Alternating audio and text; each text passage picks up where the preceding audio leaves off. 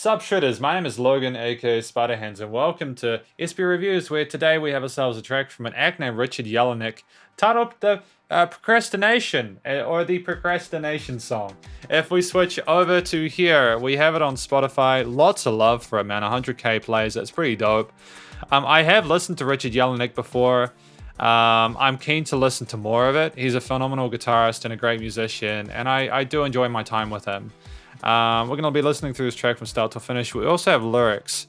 I'm just going to turn the camera off just because the previous review I did was quite long.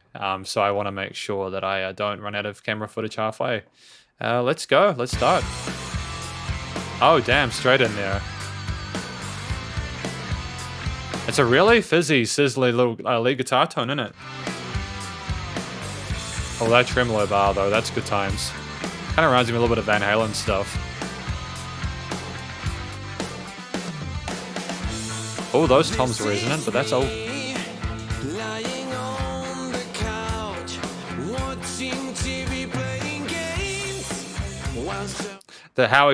The playing game. I can't do it. He's a singer. I'm not a singer. I just talk on a mic and reviews and review stuff. How cleanly that he went up that range there. It was kind of dope. It stood out a little bit. I think if you start your vocal line in the middle range and then you go up like that, it's a natural way of keeping the listener's attention.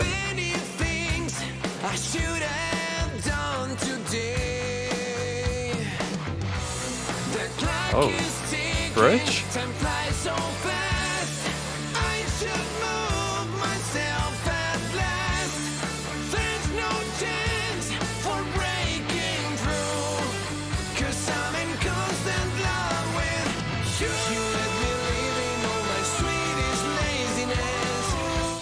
Just before we get too far into the chorus, because I'm enjoying it, yeah, I'm getting serious like 80s hair metal vibes from this track. I think a lot of people can relate to the idea of like procrastinating and not wanting to do anything and kind of getting distracted by stuff and feeling like having a lazy day, except that lazy day turns into a lazy week. Really nice steady groove on the drums there.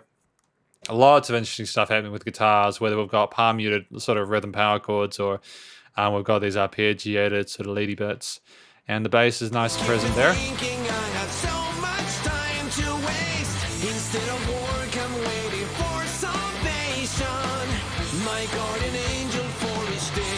My sweet procrastination.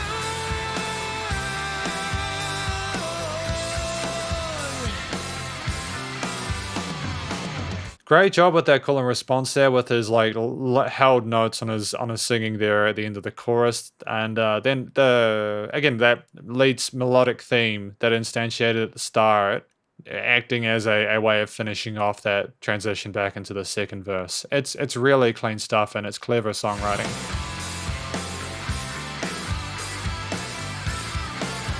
A little bit of a lead development there. Cool. Loves his wah wah wah.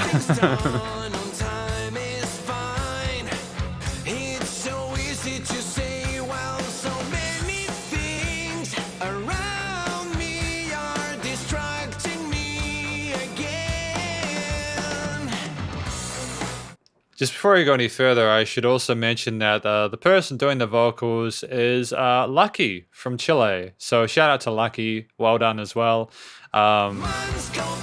Richard, as I understand it, is responsible for everything else. So, I mean, like, it's sensational.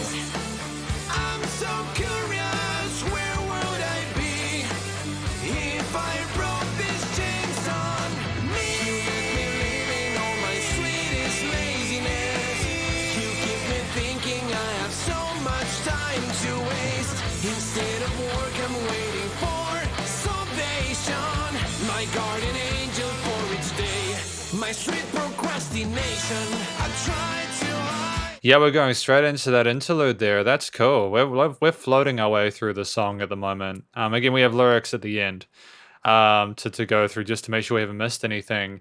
But I like how smoothly we're flowing along with this song. It's great. There's some heavier elements in this, but it's nice and polished in part because of the production, also in part because of the way that the instruments are sort of have been composed and orchestrated. And yeah.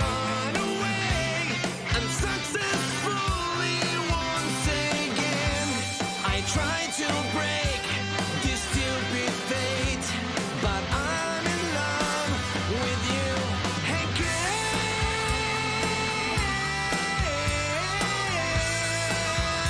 girl. Great teamwork. Ooh, that's a solid lead line we got there, eh? Succulent sweet picking with that solo. Yeah, okay, we're coming. We've got both of them going. Back to that chorus, cool.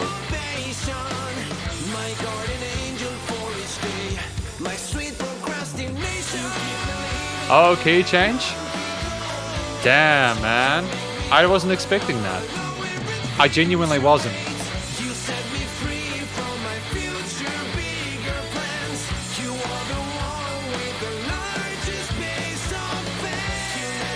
Just before I go any further, I'm loving the fact, because it's actually like it is a common thing to have this key change to go up a step or something like that.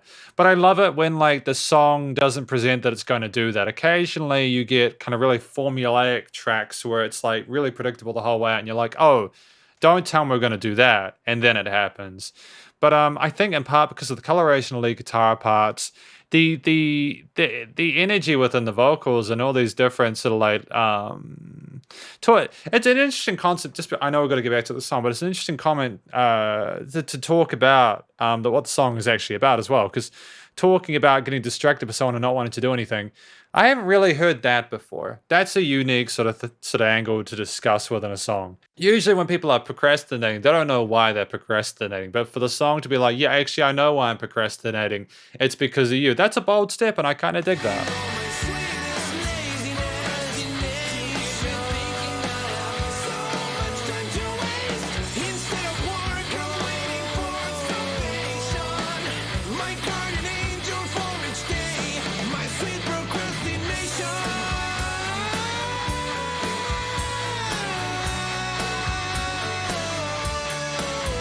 Lovely job holding that note.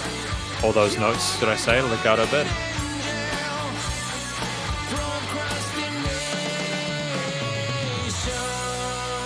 Oh, fantastic work. Fantastic work. Lovely finish there at that, just after that 4-minute mark.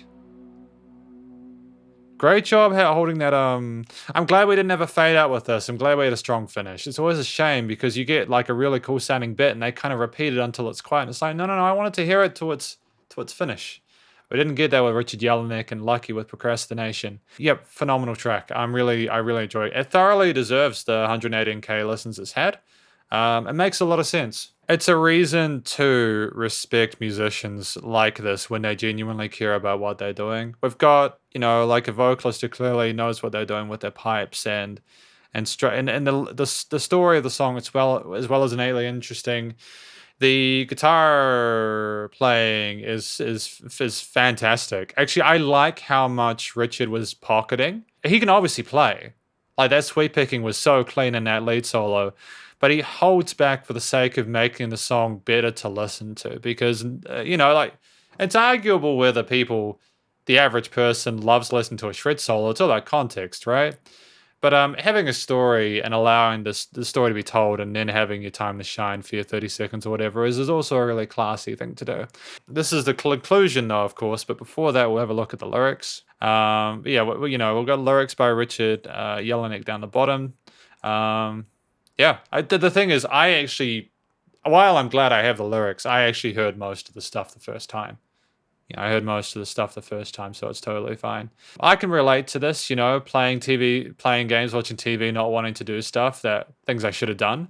It's hard to break out of it. Oh, hang on.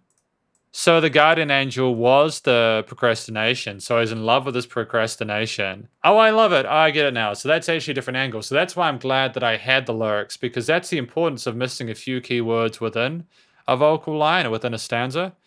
It's, I can relate to this. It's uncomfortable how much I can relate to this song. I think part of what this song is successful, why it's already gotten attention, is because a lot of people will be able to relate to the procrastination song. It's catchy as hell, but also it's meaningful to people. Months go by, I waste my time. I say goodbye to ambitions, plans.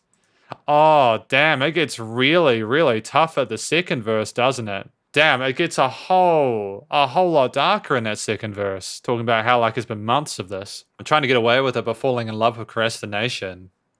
Talk about living in a golden cage. You see me free from my further biggest plans. You are the one with the largest base of fans. Yeah, people love procrastination and it sucks. You know, there's a difference between relaxing and procrastinating. You can relax after you gotten your stuff done. Procrastinating can be stressful, and you know what I mean. People know what procrastinating is like. That's basically what the story is about. You know, because this is the quote unquote conclusion. That we've talked about what the song is about by virtue of looking at the lyrics.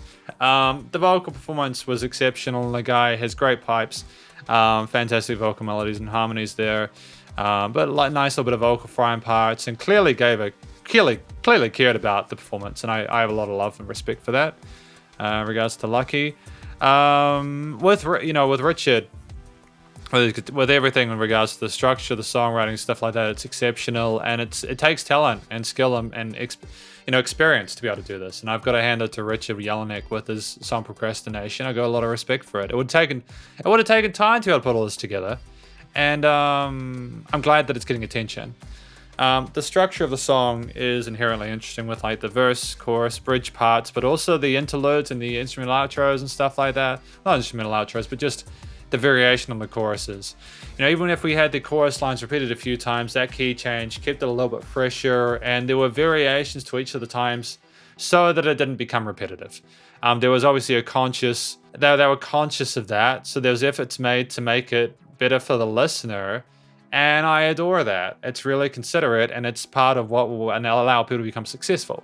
Honestly, it's really important to be considerate of the listener when you write music, as well as being considerate to yourself as a musician. And in terms of the instrumental performances there, again, the bass and the drums were fairly supportive.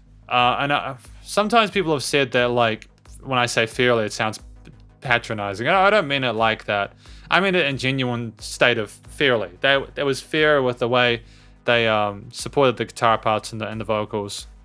The drums didn't have any massive extravagant fills or anything like that, but I don't think it would have made sense for the style, and it would have taken away from the elements in the mix that need to be up in the forefront. And the bass as well was nice and supportive there, roll with the root notes, and I didn't hear a lot of it doing anything else aside from that, but that's just primarily because I was focusing on other stuff, I guess. All in all, the bass and drums were done well. The guitar parts, again, were like the star of the show, as well as the story and the vocals. I really enjoyed what was happening with the changes, going between those palm muted verse chord parts of the power chords, going into the arpeggiated bits, these sort of muted sort of like pseudo lead parts in the chorus, and the call and responses, and just lots of teamwork and great awareness of the power of layering and knowing your scales and extended harmonies. And again, the soloing with the tapping and sweep picking and stuff is pretty dope as well. And then the recording, mixing, and mastering was fantastic. It's professional. It's ready to be streamed. It's ready to be distributed. I've got no complaints whatsoever on that front. Recording, EQing, stereo panning, all that stuff, reverb tails and stuff were great. Each of the instruments sounded distinct in the mix, and then the limiting and compression was done in a way where it was charming. Like, honestly, I was really happy with it, and it sounded nice and loud without any pumping. And I mean, basically, that's my review. All in all, clearly we have a professional single here. That sounds like it was released by like a label of some prestige, and I wish Richard Jellinek, along with Lucky and everyone else involved, the best of luck in future. But thank you very much for watching this review of Richard Jellinek's Procrastination. Hopefully you enjoyed it. If you enjoyed listening to this track, please do go show Richard Jellinek some love via his various social medias and Spotify. Stay cool and stay safe, and please remember to support your local musicians and artists at this point in time, as they need the help more than ever with all the crazy stuff going on in the world. Catch you in the next review. Spider hands out.